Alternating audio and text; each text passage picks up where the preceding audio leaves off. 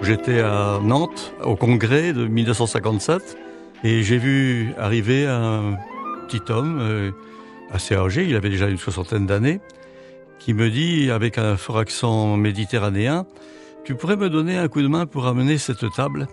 Alors je l'aide à ramener la table, et quand je reviens au stand syndical, on me dit « Tu sais à qui tu as aidé ?»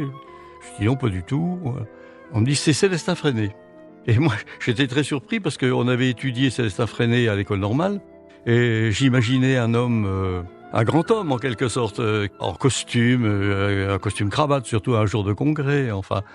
Donc cet homme-là, si simple, qui s'occupait même des problèmes matériels, transport de la table, transport des chaises, j'ai été surpris de la bonhomie, de sa modestie, j'ai été conquis, quoi.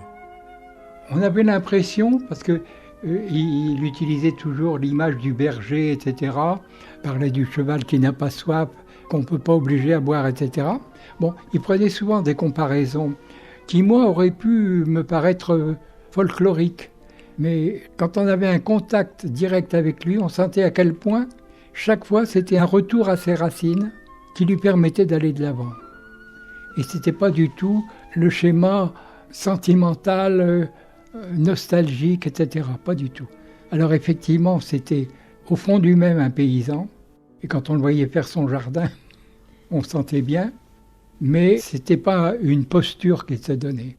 Et justement, s'il était aussi moderniste, parce que c'est quand même pas un hasard s'il a appelé son mouvement l'école moderne, c'est parce qu'il se sentait tellement ancré qu'il se sentait capable d'oser des choses.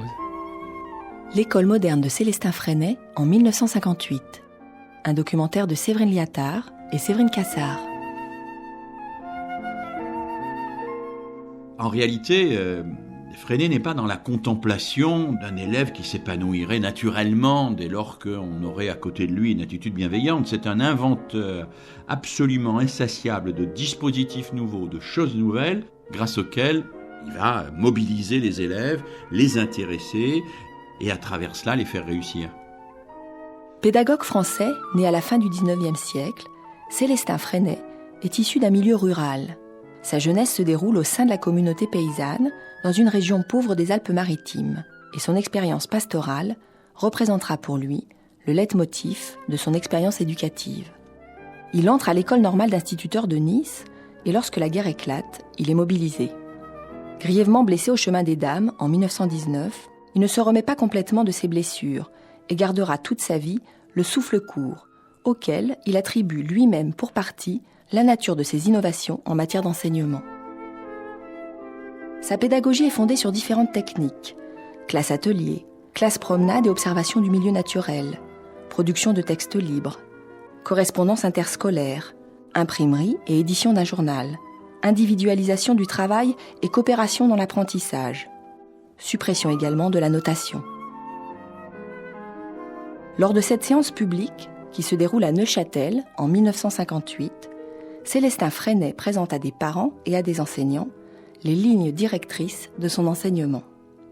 Dès les années 1920, il met en pratique avec sa femme, Élise, l'essentiel de ses méthodes, qui suscitent au départ une certaine hostilité de la part de l'institution et des parents d'élèves. En 1935, Célestin et Élise Freinet décident d'ailleurs de quitter l'éducation nationale pour fonder leur propre école à Vence, une école privée, laïque et prolétarienne. Le mouvement Freinet prend forme progressivement, avec la mise en commun des expériences de chacun et la tenue de congrès réguliers, la publication de revues pédagogiques, comme la Bibliothèque du Travail, la Gerbe, l'Éducateur prolétarien ou Technique de vie, ou la création, après la Seconde Guerre mondiale, de l'Institut coopératif de l'école moderne, l'ICEM, puis de la Fédération internationale des mouvements de l'école moderne, la FIMEM. Nous sommes des instituteurs. Et à l'origine, vous savez, nous n'avons pas fait d'études spéciales pour vous dire comment il faudrait orienter les enfants. Seulement, nous avons fait notre travail d'instituteurs. Les instituteurs sont un corps, en général, de choix parce qu'ils travaillent une matière de choix et que vraiment, il faudrait n'avoir aucun cœur pour se désintéresser du travail qu'on fait. Mais les instituteurs travaillaient seuls. Lorsqu'ils avaient une réussite, ils n'osaient pas la confier à leur voisin, de peur que le voisin lui dise « occupe-toi, qu'est-ce que tu viens me raconter ?» Lorsqu'ils échouaient, ils craignaient encore davantage de le dire. Résultat, on ne progressait pas, parce qu'on ne mettait pas en commun les échecs et les réussites. Et ce que nous apportons de nouveau dans la pédagogie, ce que nous avons réalisé peut-être de plus surprenant, c'est que nous avons constitué une coopérative d'instituteurs, techniciens, qui se réunissent, qui publient des journaux et des revues pour employer ma formule habituelle, pour verser dans le creuset coopératif toutes nos recherches, toutes nos trouvailles, nos échecs et nos réussites. La coopérative la plus importante qu'il a créée, c'est la coopérative entre les instituteurs eux-mêmes. Guy Goupil appartient à une famille d'instituteurs syndicalistes. Il prend son poste en 1956. Dès le départ, les instituteurs se sont regroupés pour mettre toutes leurs expériences en commun. Les revues qui vont être créées par le mouvement Freinet, ce sont des revues qui sont des revues coopératives. Chacun apporte ce qu'il a trouvé, ses expériences, qu'il soumet aux autres, comme pouvant être utile aux autres. D'ailleurs, Freinet, qui était quelqu'un qui avait le sens de l'animation, de l'organisation, quand il faisait monter quelqu'un à la tribune, donc en plein congrès, très souvent, il disait « Le camarade, là, il nous présente une idée qui me paraît intéressante. » Et tout de suite, il disait « Qui veut bien travailler avec lui ? Il faut former un groupe. » Après la Seconde Guerre mondiale, Michel Barré s'occupe d'enfants en difficulté. C'est à ce moment-là qu'il commence à s'intéresser aux méthodes Freinet. C'est ça qui est très enrichissant, c'est d'avoir l'occasion de rencontrer des collègues et de quelquefois se redonner le moral mutuellement, parce qu'il y en a eu que certains qui ont subi des critiques, soit de parents, soit d'inspecteurs qui trouvent que c'est pas assez Jules Ferry. Donc c'est un soutien mutuel. Et puis aussi de prendre des initiatives ensemble. Il fallait être courageux pour changer l'école à l'époque. Guy Goupil. Parce qu'on modifiait complètement toutes les structures. J'ai connu un camarade qui disait aux autres, si vous voulez voir une école où on danse le cha-cha-cha, allez chez Goupil. Vous voyez, il n'avait pas compris du tout qu'on ne dansait pas le cha-cha-cha. Les enfants avaient beaucoup d'une certaine forme de liberté. Disons qu'ils étaient libres de faire ce qu'ils voulaient faire. C'est pas une liberté où on ne fait rien, c'était on peut faire ce que l'on veut faire. Freinet institue en quelque sorte l'enseignant comme un vrai professionnel, solidaire des autres professionnels et chercheur de ses propres pratiques. Philippe Mérieux, pédagogue et chercheur en sciences de l'éducation. Il inverse un mouvement qui a existé à l'époque et qui, à certains égards, existe toujours aujourd'hui, qui est le mouvement de prolétarisation des enseignants. Et le mot prolétarisation, on peut le prendre ici sans trahir Freinet au sens de Marx. Marx dit que l'ouvrier est prolétarisé quand son intelligence est transférée dans la machine. C'est-à-dire que c'est la machine qui est intelligente à sa place. Mais on peut dire qu'un certain nombre d'enseignants ont été ou sont prolétarisés quand c'est les outils, les manuels, les logiciels, les instructions, l'institution, les QC1 qui font leur travail à leur place et qui sont de simples exécutants de ces instructions ou de ces outils.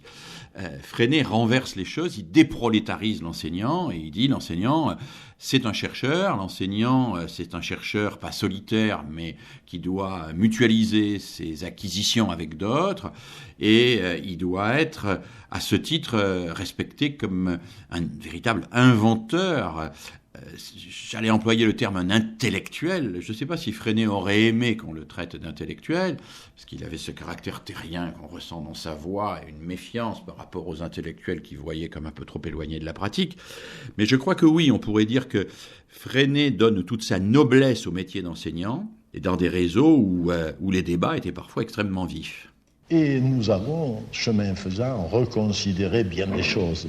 Parce que vous savez, l'école vit sur des traditions qui datent d'au moins 300 ou 400 ans. Du temps où les écoles commençaient, tenues par des moines, qui en ce temps-là faisaient peut-être très bien leur classe, mais qui la faisaient pour une partie choisie de la population et pas pour la masse comme celle à laquelle on s'adresse de nos jours.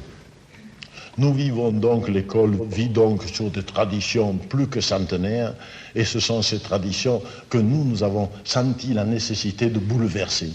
Ah, sûrement. Ça ne fait pas plaisir à tout le monde, vous savez. Qui que ce soit, lorsqu'on veut changer quelque chose, on est toujours mal accueilli.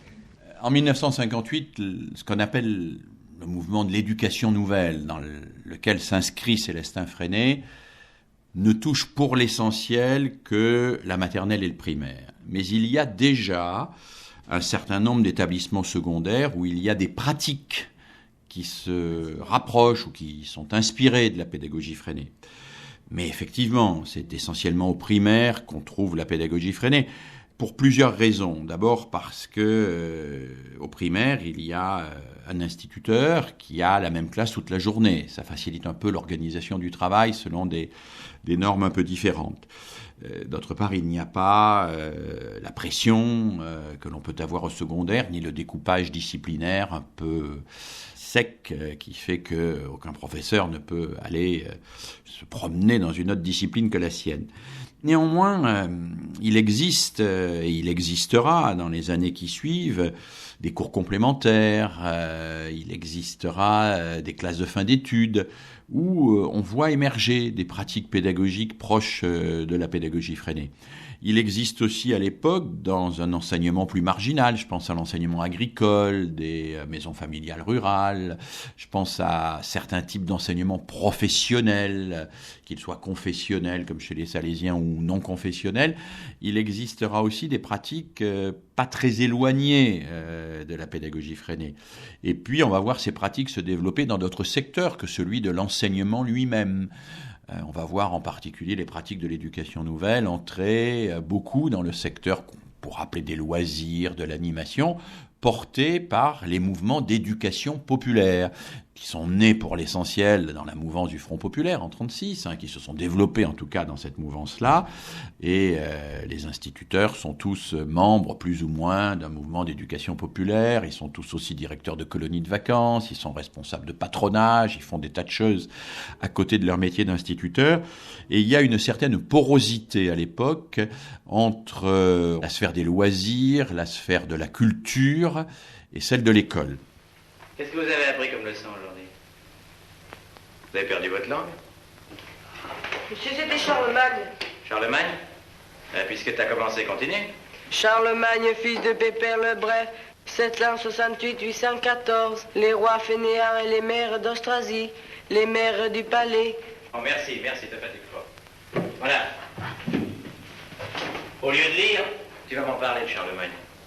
Il faut voir le problème de l'école tel qu'il se pose en 1958 et non tel qu'il se posait quand j'étais jeune au début du siècle. Au début du siècle, on n'avait pas tellement besoin de pré-apprentissage ni d'orientation à ce moment-là parce qu'il n'y avait pas encore la grande industrie actuelle. La naissance de la grande industrie, les changements sans cesse accélérés font que les enfants, que les individus sont désaxés en face des tâches qu'on leur donne. Et alors, parmi ces tâches, il y en a de diverses qualités. Il y a des tâches qui demandent une certaine préparation, qui demandent une certaine part de l'individu, une certaine intelligence. Et puis, il y a cette part que je pourrais dire mécanique, qui était devenue presque prédominante dans l'industrie. Lorsque on embauche par exemple des ouvriers et qu'il suffit de tamponner quelque chose, de faire ça, vous savez, on peut demander à des orienteurs munis de tests et de machines de voir quel est l'ouvrier qui est le plus prédisposé à faire vite ce geste-là.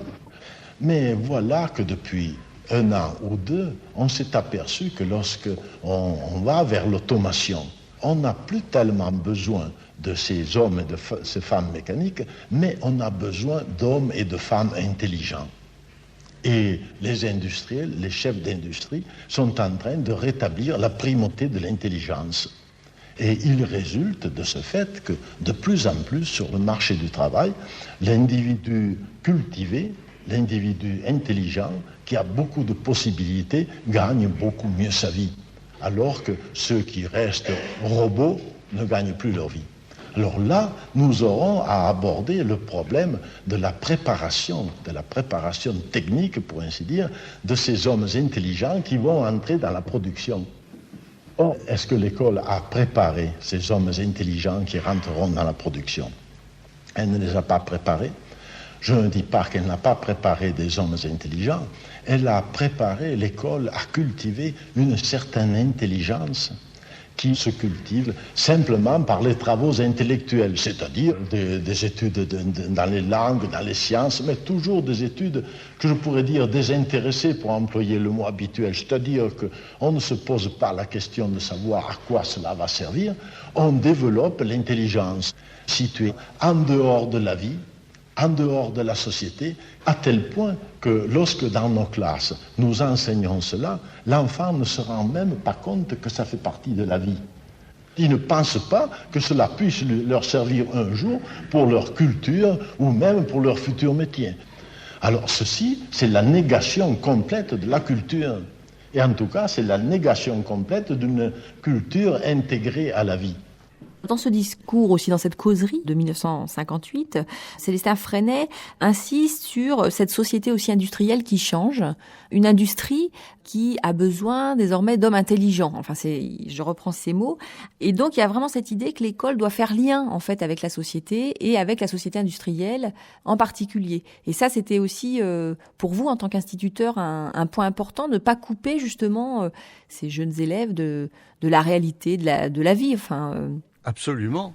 Lorsque je suis arrivé à Mayenne, par exemple, on sortait avec les enfants écrivaient pour avoir la possibilité d'avoir un rendez-vous à l'usine. Guy Goupil. Et on faisait des visites d'usines. On a visité, par exemple, des usines de fabrication de poudre de lait, des fonderies, des imprimeries. Donc, à chaque fois, il y avait là un travail global qui se faisait au niveau des mathématiques. Parce que les enfants, vous savez, ils sont pleins d'astuces. Hein. Et pendant que le responsable de l'usine faisait visiter l'usine et donnait des explications, il mesurait avec les pieds ou avec le coude, par exemple, le tour des cuves. Et puis, lorsqu'ils étaient rentrés à l'école, en classe, alors il reprenait les mesures, il les mettait dans les mesures en mètres et en centimètres, et ensuite il refaisait le plan de l'usine à partir de là. Vous voyez que ça allait très loin, même au niveau des mathématiques. Et alors évidemment, il y avait toutes les sciences qui se retrouvaient, parce que le lait, on apprenait énormément de choses sur le lait, donc on pouvait aussi faire du fromage, puisqu'il y avait le moyen de faire du fromage. Et ils ont fait du fromage, par exemple. Il fallait valoriser la polyvalence, en fait, c'est ce que dit aussi Célestin Freinet, c'est-à-dire prendre un travail du début jusqu'à la fin avec toutes les disciplines que cette enquête, par exemple, va mobiliser. Absolument, absolument. Et comme vous savez que le centre de la pédagogie Freinet, c'est la coopération, hein. Donc les enfants, là, sont d'abord très très motivés pour faire un travail comme celui-là, ça les intéresse profondément. Hein. J'ai fait une enquête, par exemple, chez un boulanger avec des enfants. On a travaillé l'année entière sur l'enquête de la boulangerie. Parce que ça nous a emmené très loin. Ça nous a emmené vers la levure de bière, vers tout ce qui concernait les alcools, la transformation des sucres. Enfin, ça allait très loin. Vous allez prendre chacun un cahier. Quel cahier? N'importe lequel, ça n'a pas d'importance. Déchirer une page blanche. Déchirer une page de cahier? Oui, quoi. On dirait que ça te déchire le cœur. Puis vous allez écrire tout ce que vous pensez. Tout ce qui vous intéresse. Tout à l'heure, quand j'avais le dos tourné, vous aviez quelque chose à dire? Ben, écrivez-le. Vous pouvez dessiner. Allez, mettez-vous au travail. L'intelligence ne saurait être séparée de la vie et du travail, c'est ce que j'ai essayé de vous dire. Le travail doit donc être intégré à la vie. Il doit y avoir, à la base de tout métier, de toute fonction, une préparation fondamentale, autant que possible polyvalente, c'est-à-dire qu'il faudra que l'école s'applique à préparer dans l'individu toutes les possibilités de chacun. Tout ce qui est affectif, ce qui est sensible, ce qui ne se mesure pas. La formation de l'affectivité est une partie importante de notre pédagogie. Que nous ne devons pas penser que l'individu n'est que connaissance, n'est que leçon, n'est que devoir, n'est que tâche, mais qu'il est aussi et surtout une personne sensible et que cette sensibilité a toujours une très grande résonance pour son propre comportement et pour le comportement de la masse de la société dans laquelle cet individu travaille. Et c'est pour cette affectivité que nos méthodes ont fait beaucoup pour reconsidérer cette affectivité de l'enfant, pour reconsidérer le milieu de travail des individus.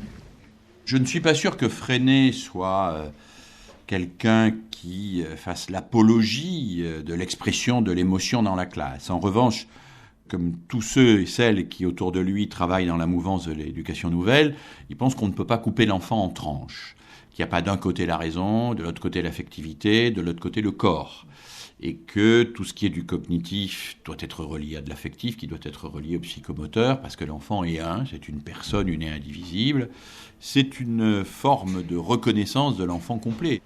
Mais enfant complet ne veut pas dire enfant achevé. C'est un être fragile, puisqu'il est par définition un enfant inachevé, mais il a toutes les dimensions d'un adulte.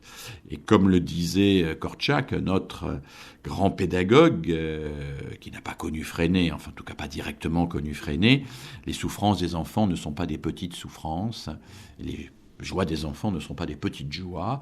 L'enfant est à ce titre un être complet, et Freinet ne cesse de le dire et de le rappeler à des adultes qui voudraient réduire l'enfant à une partie de leur être, simplement. Ce qui est caractéristique de la pédagogie Freinet, c'est que ça n'est pas un cadre strict et fermé. Michel Barré. Et alors, comme j'ai fouillé dans tous les écrits de Freinet, y compris les notes de lecture, j'en ai retrouvé une de 1935, où il fait un éloge appuyé d'un livre de Charles Nicolle, qui est bactériologiste, et qui a écrit un livre, La nature, conception et morale biologique. Et Freinet fait un éloge dithyrambique de ça. Ça m'a surpris. Et effectivement, j'ai compris à quel point Freinet se reconnaissait dans cette vision biologique de l'éducation, parce que ce que lui reprochait souvent à l'éducation traditionnelle, c'est que sous prétexte d'être rationaliste et matérialiste, on cloisonnait les choses en tranches. Une image que j'utilise quelquefois, les pas de Freinet, c'est que si on scie un arbre en grandes rondelles et qu'on empile ensuite les rondelles, on n'aura plus jamais un arbre, on aura du bois. Et vous autres parents, il faudrait que vous aidiez les instituteurs justement dans ce bien, leur bien faire comprendre que ce qui importe, c'est l'expérience qu'on peut faire. Il vaudra bien mieux que vos enfants expérimentent un jour, cherchent par exemple le point de vue électricité, comment on monte une pile, comment on se sert de cette pile, comment on démonte un appareil, ou faire des expériences scientifiques. Et il faudrait que l'école puisse également aider les enfants, leur permettre de faire ces expériences. C'est dans la mesure où on fait ces expériences qu'on progresse en sciences.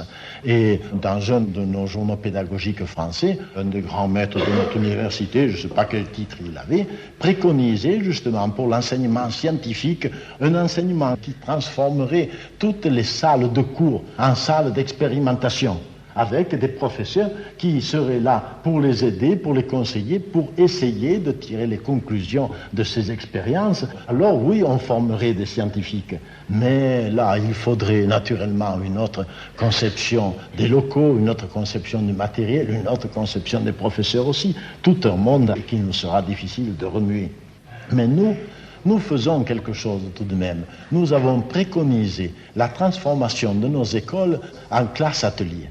Nous avons dans notre école 4 ou 5 ateliers. Nous mettons nos enfants à 3 ou 4 dans le même atelier. Et là, ils font du travail et des expériences. Ils réalisent quelque chose. D'abord parce qu'en cultivant leurs mains, en exerçant leurs mains, ils exercent leur cerveau. Parce qu'ils se libèrent, parce qu'ils ont conscience alors de pouvoir faire quelque chose. Alors qu'on leur a toujours dit, toi tu es bon à rien, tu échoues toujours. Eh bien là, ils réussissent quelque chose, même s'ils ne font qu'un petit bateau qui arrive à surnager sur l'eau. C'est une réussite.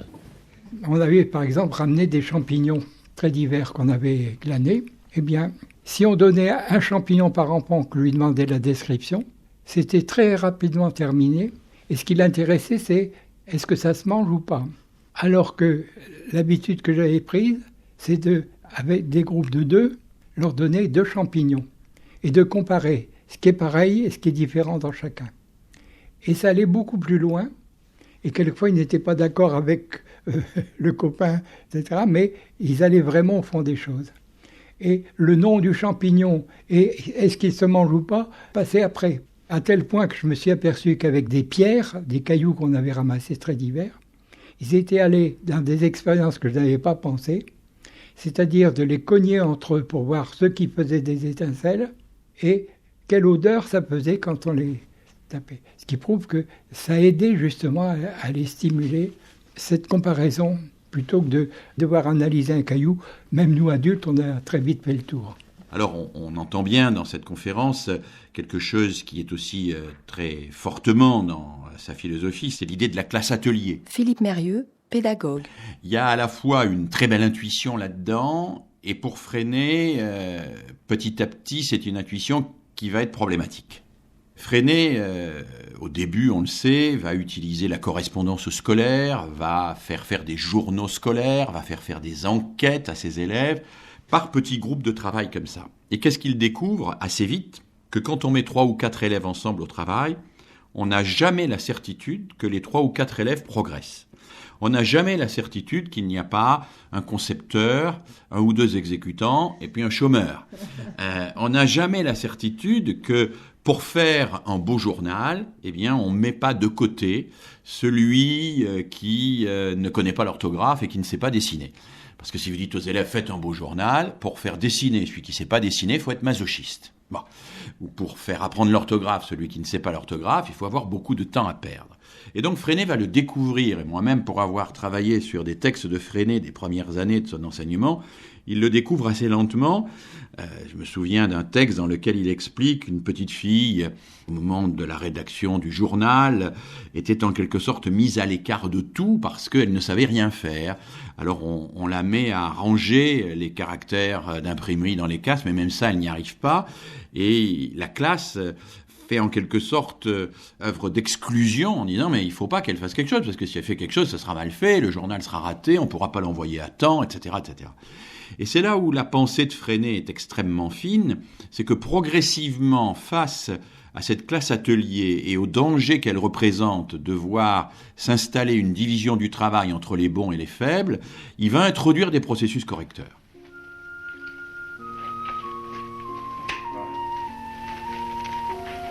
Vous avez vu ce qu'ils ont inventé, ces enfants? Ils ont installé une usine électrique au bord du torrent. Ils appellent ça la houille blanche. Une usine électrique? Pas possible. C'est pas une centrale, évidemment. Ouais.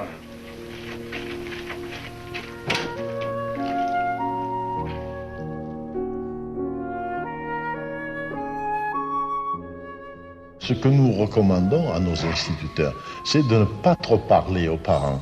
Mais savez-vous, ce qui réussit à 100%, c'est lorsque, vers le mois de février, mars ou avril, lorsque la classe a déjà bien fonctionné, un jour, l'instituteur organise une classe exposition. Dans sa classe, on expose les travaux des élèves, les belles peintures, les textes, tout ce que les enfants ont réalisé d'intéressant. Et puis, on met la classe au travail. Un enfant est en train d'imprimer, l'autre compose pour imprimer ensuite, l'autre grave un linoléum, d'autres sont en train de peindre, d'autres préparent des poteries. Et les parents entrent et ils circulent. Alors ils voient la forme nouvelle d'école. Oh, mais c'est mon gosse qui est en train de peindre comme ça. Oh, je ne croyais pas si artiste. Un autre, oh, mais c'est toi qui graves. Oh, moi je te croyais maladroit comme tout. Maintenant tu sais graver des choses comme ça. Ah, mais c'est vous autres qui imprimez, qui ces belles choses. Oh, mais je ne savais pas que vous faisiez ça. Et les parents sont satisfaits. Ils s'en retournent en disant, mon fils y travaille dans cette école. Nous leur faisons toucher du doigt que tous les enfants ont des possibilités énormes. Il suffirait de mobiliser ces possibilités. Nous tâchons de les mobiliser. Il faut qu'il y ait des échanges avec les parents. Moi, je me souviens par exemple de maquettes que les élèves avaient inventées eux-mêmes, pas uniquement ajuster des choses qui étaient déjà fabriquées. Et ils se rendaient compte à quel point ils avaient tendance à sous-estimer les possibilités de leurs enfants. Dans ma classe, par exemple, je faisais une réunion de parents tous les mois, mais les parents assistaient à la réunion qui était organisée par les enfants. C'était les enfants qui organisaient la réunion. J'ai eu un élève qui a présenté un jour une conférence, puisque vous savez que les enfants présentaient des conférences, et j'ai un élève qui a présenté une conférence aux parents sur l'Asie du Sud-Est. Il avait travaillé sa géographie sur l'Asie du Sud-Est, et il a présenté une conférence d'1h30 aux parents. Aujourd'hui, on entend souvent, il faut que les élèves soient motivés pour réussir. Et Freinet est un des premiers à avoir dit l'inverse, à avoir dit qu'il faut les faire réussir pour qu'ils soient motivés. Freinet est un de ceux qui a le mieux expliqué que ce qui démotivait l'élève, c'était l'échec. Et qu'il ne fallait pas attendre la motivation. Vous savez, il y a une célèbre phrase de Freinet à propos de l'enfant et des savoirs qui est « On ne peut pas faire boire un âne qui n'a pas soif ». Mais on oublie en général de mettre cette phrase dans son contexte et d'expliquer que les ânes peuvent ne pas avoir soif, mais ce qui caractérise un âne, c'est que si on le prive de boire pendant un certain temps, et si on compte sur la chaleur de l'été, il finit toujours par avoir soif. Alors que l'enfant que l'on prive de mathématiques, surtout avec la chaleur de l'été, ne finit pas par vous demander le théorème de Pythagore. Et donc, quand il s'agit de faire boire les ânes qui n'ont pas soif, on peut se contenter de croiser les bras et d'attendre en disant « ils finiront bien par avoir soif ». Quand il s'agit de faire désirer les mathématiques par des élèves, il ne suffit pas d'attendre et de dire « voilà, ils finiront un jour par demander des mathématiques ». Et c'est là où Freinet bascule d'une théorie de la motivation à une théorie qui est plutôt une théorie de la mobilisation. Il ne s'agit pas simplement d'attendre que l'enfant soit motivé, comme on a pu le croire de manière caricaturale, il s'agit de mobiliser l'enfant et de le mobiliser sur des enjeux intellectuellement très forts. Et ça, c'est une caractéristique qu'on a peu soulignée de la pédagogie Freinet, c'est qu'il critique la pédagogie traditionnelle non pas parce qu'elle est trop difficile, mais parce que d'une certaine manière, elle est trop faiblarde. Elle ne mobilise pas les enfants sur des problèmes qui comptent vraiment pour eux. Les exercices mécaniques que l'on peut faire à des enfants finissent par les démobiliser alors qu'on croit leur faire acquérir ce que Freinet conteste beaucoup et qu'on appelle les bases. Et il dit « mobilisons les enfants sur des enjeux intellectuels difficiles ». Freinet est un de ceux, il le fera à travers la BT, la fameuse bibliothèque de travail, qui considère qu'il faut initier les enfants à Darwin dès l'école primaire en les faisant accéder à des débats scientifiques parce que ça les intéresse et ça les mobilise. Et c'est vrai, ça les intéresse et ça les mobilise. Et puis, nous tâchons de donner aux enfants l'amour du travail. Ça, avec la curiosité que nous voulons leur sauvegarder, c'est l'essentiel. Mais pour cela, il faut redonner au mot de travail tout son sens. Il faut dissocier absolument travail de devoir. Il ne faudrait plus qu'on appelle le travail à la chaîne, par exemple. Ça devrait avoir un nom nouveau, le travail à la chaîne, pour laisser le nom de travail à toutes les choses que nous exécutons en faveur de l'individu ou en faveur de la société. Eh bien, nous apprenons à nos enfants le goût du travail bien fait, l'amour du travail.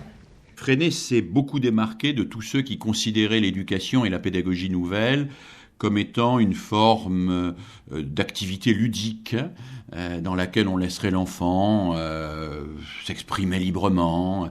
Pour lui, le travail est vraiment du travail et si l'école ne fonctionne pas comme il le souhaiterait dans sa forme traditionnelle, c'est parce qu'on ne met pas les enfants au travail suffisamment. Il ne faut pas oublier que c'est un peu anecdotique, mais Freinet a démarré dans l'enseignement donc dans les années 1920. Il avait été blessé assez gravement pendant les années 14-18 à la guerre. Et de cette blessure, il avait gardé un handicap assez fort en particulier. Il avait du mal à parler devant un groupe, à tenir le rôle du maître sous sa forme traditionnelle. Et je crois que c'est Élise Freinet, sa femme, qui dit un jour dans une confidence que Freinet aurait découvert que tout ce qui handicape l'activité du maître favorise la liberté et surtout le travail et l'activité de l'élève. Et ça, c'est peut-être au fond une des idées fortes, les plus révolutionnaires pédagogiquement de Freinet, c'est la classe n'est pas un lieu où le maître travaille, où le maître s'exhibe, fait cours, c'est un lieu où l'élève doit travailler. Mettons les élèves au travail. Le maître lui-même n'est qu'une sorte d'assistant du travail des élèves. Alors c'est lui qui propose les méthodes, mais il leur donne des choses à faire et il fait de ces tâches la priorité.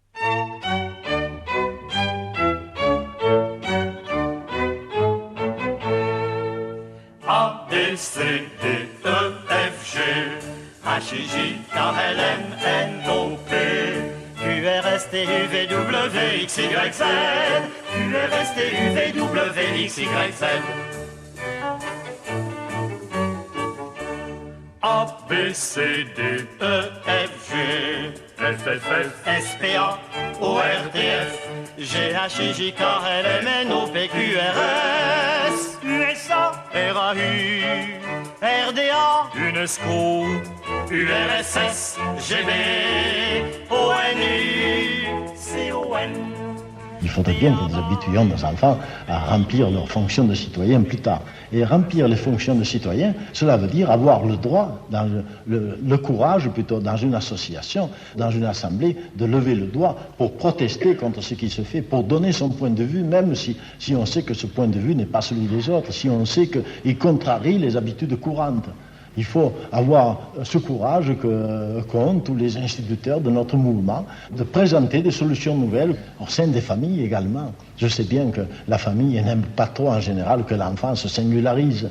Il préférerait que l'enfant reste dans le giron maternel et qu'il fasse comme on a toujours fait, et qu'on ne fasse pas parler, qu'on ne dise pas cela. Pourtant, les progrès viennent tous des gens qui n'ont pas pensé exactement comme les autres, qui ont fait ce que les autres ne faisaient pas, qui à l'origine apparus comme des folies et qui plus tard ont été justement reconnus comme étant au contraire très raisonnables.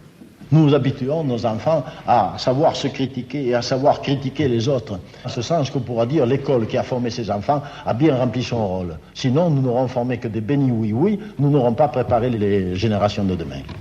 C'est pas l'école qui va changer la société, parce qu'il n'a jamais eu cette prétention, parce que ça serait vraiment présomptueux, mais de dire que si on ne change pas l'école, on n'arrivera jamais à changer la société.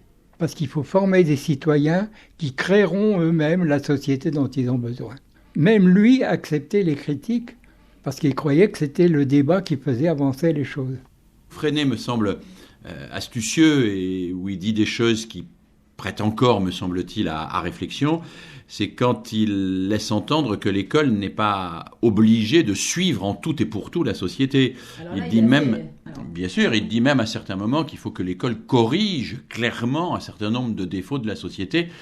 Et il anticipe certaines réflexions que les chercheurs développent aujourd'hui sur ce qu'on appellerait la fonction thermostatique de l'institution scolaire. Vous savez, le thermostat, c'est ce qui fait monter la température à l'intérieur quand il fait trop froid dehors et ce qui la fait descendre quand il fait trop chaud. Eh bien, les chercheurs disent aujourd'hui, c'est souvent ça la fonction de l'école. Dans une société qui était entièrement une société de l'écrit, l'école avait à introduire l'image, avait à promouvoir l'audiovisuel. Aujourd'hui, dans une société dominée par l'audiovisuel, peut-être l'école a-t-elle à réintroduire l'écrit et à faire retravailler sur l'écrit. Les chercheurs disent aussi que dans une société qui accélère tout et qui est dominée par le pulsionnel, par la réaction immédiate, par le passage à l'acte, eh bien le rôle de l'école, c'est la décélération, c'est le fait de prendre son temps, c'est le fait de se donner du temps pour réfléchir. D'ailleurs, il l'évoque dans cette causerie et je trouve que c'est un beau moment. Je voyais même ça d'un point de vue beaucoup plus politique. Il dit l'école n'est pas faite pour adapter l'enfant à la société, au sens il faut être critique. Et l'école doit apprendre à l'enfant à exercer un esprit critique. Enfin, il y a ce côté un peu révolutionnaire chez Freinet. Alors, il faut le remettre dans son contexte aussi. Lui-même communiste, admirateur de la révolution russe en 17. Donc, on voit bien que l'école est là aussi, et l'enseignement est là pour changer à terme la société. Oui, et c'est assez prémonitoire aussi, cette conception. Il dit l'école n'est pas là pour former des bénis oui-oui. Elle est là pour former des citoyens critiques. Alors, il n'est pas le premier à le dire, hein. Condorcet le disait déjà, et Jules Ferry le disait aussi, et Ferdinand Buisson également. Il est le premier à pousser un peu, d'une manière assez radicale, cette affirmation, en disant on ne va pas enseigner de la même manière à des enfants que l'on veut former en citoyens obéissants, et à des enfants à qui l'on veut donner la possibilité de s'impliquer dans une démocratie. Ce qui est visionnaire dans ce propos, c'est l'idée d'une éducation pour la démocratie. Et Freinet est réfractaire à toutes les formes de catéchisme religieux ou politique, et il est partisan d'une pédagogie qui permette le débat démocratique et qui permette l'émergence d'une démocratie. Alors on sait bien que la démocratie est quelque chose de fragile, de toujours à reconstruire et qui nécessite une éducation différente de toutes les formes de totalitarisme ou de despotisme, une éducation que Célestin Freinet a passé précisément toute sa vie à essayer de construire.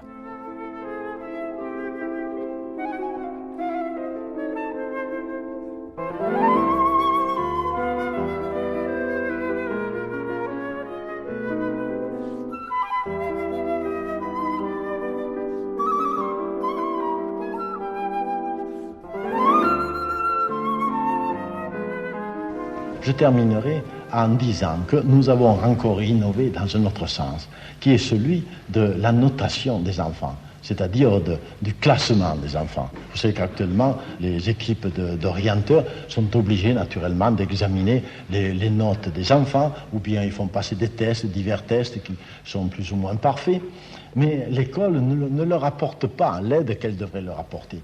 Alors nous avons imaginé un autre système, qui est les brevets. Et tous les samedis, nous exposons ce que les enfants ont fait.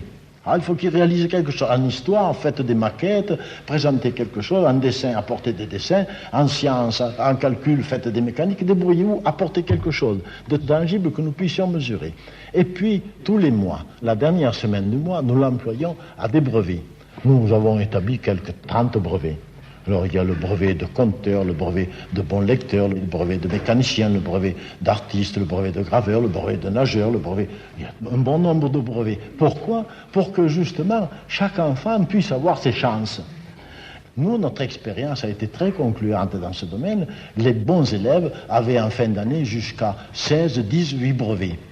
Ceux qui étaient moins forts en avaient 5, 6 ou 7. Et j'étais très content de finir l'année avec 6 ou 7 brevets. Mais ce qui a de caractéristique, c'est qu'aucune liste de ces brevets ne concordait. Chacun avait sa spécialité de brevet. Alors si cette pratique des brevets pouvait être généralisée, non seulement au premier degré, mais même au second degré bien préparé, l'orienteur ou le chef d'entreprise qui voudrait accueillir un enfant dirait « montre-moi un peu tes brevets scolaires ». Et sur les brevets scolaires, il verrait justement ce qu'il faisait bien à l'école, là où il avait triomphé, là où il avait baissé, là, de façon à, autant que possible, faire marcher dans les voies où il est efficient pour faire réussir l'enfant. Ne pas l'orienter, au contraire, sur des pistes où il échouera. Le système des brevets, il l'emprunte au scoutisme. Le brevet, c'est quelque chose qu'on passe, c'est quand on se sent prêt pour attester d'un certain niveau. Et il ne le dit pas dans la conférence, mais on le trouve dans de très nombreux textes. Freinet va distinguer très vite les brevets obligatoires et les brevets facultatifs. Brevet obligatoire parce qu'il considère qu'il y a un certain nombre de savoirs et de savoir-faire qu'il faut absolument que l'élève rencontre. Et il faut lutter contre ces processus d'exclusion qui peuvent intervenir dans le travail de groupe. Donc, il faudra du travail individuel pour précisément faire en sorte que chaque élève atteigne un niveau qui est nécessaire pour lui dans chacune des dominantes fondamentales que sont l'orthographe, la grammaire, l'arithmétique, etc. Et puis, il y a les brevets facultatifs qui correspondent, on va dire, au goût, aux aptitudes et à ce que chacun peut prendre comme initiative. Le brevet de chasseur de papillons n'est pas un brevet obligatoire, alors que le brevet de grammaire niveau 1 est un brevet obligatoire. Et on voit bien comment Freinet va mettre en place une sorte de dialectique entre le travail collectif et le travail individuel, dialectique qui est très novatrice et dont nous aurions bien besoin de nous inspirer aujourd'hui, parce que, à ne pas avoir assez écouté Freinet, plutôt que la dialectique qu'on est dans l'oscillation, avec du tout collectif ou du tout individualisation, comme on l'entend parfois aujourd'hui quand on parle de formation. On a des plans de travail annuels qui indiquaient le but qu'on avait à atteindre dans les différentes matières. Donc, par conséquent, les enfants savaient, par le plan annuel de travail, où ils en étaient dans les connaissances à acquérir dans l'année. C'est toute la différence avec la pédagogie traditionnelle. Le maître n'est pas là pour imposer un travail. C'est l'enfant qui est à la base de sa recherche et c'est le maître qui vient lui donner le coup de main pour arriver. Et évidemment, et ils ont envie, tout le monde a envie de grandir. Ils ont envie de savoir. Ils ont envie aussi de réussir. Oui, il est évidemment, il le dit dans la conférence, hostile aux notes. Et il a raison. Les notes sont une absurdité. Elles sont une absurdité parce qu'elles sont inexactes. Elles sont une absurdité parce que dès qu'on a des notes, on fait des moyennes et on imagine qu'un 12 en anglais va rattraper un 8 en mathématiques, ce qui est une absurdité intellectuelle absolument totale. Et il est hostile aux notes aussi parce que c'est une manière de classer et non pas de faire progresser. C'est la raison pour laquelle Freinet ne s'arrête jamais à une évaluation négative. Quand un enfant a une évaluation négative, il lui demande de reprendre son travail. Parce que c'est très exigeant, la pédagogie Freinet. Alors Freinet n'utilise pas les notes. De temps en temps, néanmoins, d'après certains témoignages, il donne des équivalents en notes parce qu'il sait bien que les élèves seront notés par le système et qu'il faut les préparer à cette notation et à ces évaluations, à ces examens. Freinet regrette que les examens soient faits ainsi, mais néanmoins, il ne veut pas les mettre en difficulté. J'ai voulu, moi, au cours de cette causerie un peu à bâton rompu, parce que c'est certes délicat et puis nous ne sommes pas des orienteurs, je le répète, j'ai voulu simplement marquer que cette orientation doit avoir des bases, des fondements dans justement la préparation que nous donnons, nous, à nos enfants dès le premier degré, que vous, parents, vous devez penser également que cette orientation ne se fera pas à 14 ans ou à 15 ans, mais que c'est maintenant que vous la préparez, que vous ne devez pas décider d'avance trop tôt ce que fera votre enfant. Dans la société actuelle, il ne faut pas condamner trop tôt les enfants à faire toujours le même travail que peut-être ils n'aimeront pas. Il faut vous orienter, comme nous orientons nous, vers un polytechnisme, c'est-à-dire que l'enfant doit aborder tout un tas de pistes, de façon que plus tard, il puisse avoir un certain choix, que lorsqu'il est entré dans un métier et puis ça ne lui plaît pas assez, peut-être se présente une autre chance, il prendra cette chance-là. Peut-être il fera pendant 10 ans un métier et puis un autre métier se présentera, où il réussira davantage, il le prendra encore. Dans la société actuelle, nous ne savons pas exactement ce que sera demain. Dans cette société tellement difficile, vous savez, tellement dure, qui sera celle à laquelle ils auront affaire, il faut que nous les équipions pour qu'ils ne se contentent pas de subir la société qu'ils auront en face d'eux, mais qu'ils s'apprêtent avec leurs camarades à la dominer. Nous sommes en 1958, un an avant 1959 et 59, c'est la loi Berthoin, c'est-à-dire le passage de la scolarité de 14 ans à 16 ans, ce qui va provoquer ce que on appellera l'explosion scolaire. Du jour au lendemain, on va voir construire une multitude de collèges. On inaugure alors en France un collège par jour ouvrable, ce qui est beaucoup. Freinet aura beaucoup milité pour cela et il est partisan effectivement de cet allongement de la scolarité obligatoire qui va être le début d'une grande histoire, l'histoire d'une démocratisation un peu ratée, puisque c'est une démocratisation qui aura réussi à démocratiser l'accès à l'école, mais sans vraiment, contrairement à ce qu'aurait espéré Freinet, démocratiser l'accès à la réussite dans l'école. Entre l'accès à l'école et la réussite dans l'école, il y a la pédagogie. Peut-être que si on avait plus pris au sérieux la pédagogie Freinet, on aurait pu faire en sorte que la démocratisation de l'accès se transforme en démocratisation de la réussite. Prise de son, Alexandre Dang. Mixage, Bernard Laniel. L'école moderne de Célestin Freinet en 1958, un documentaire de Séverine Liattard et Séverine Cassard.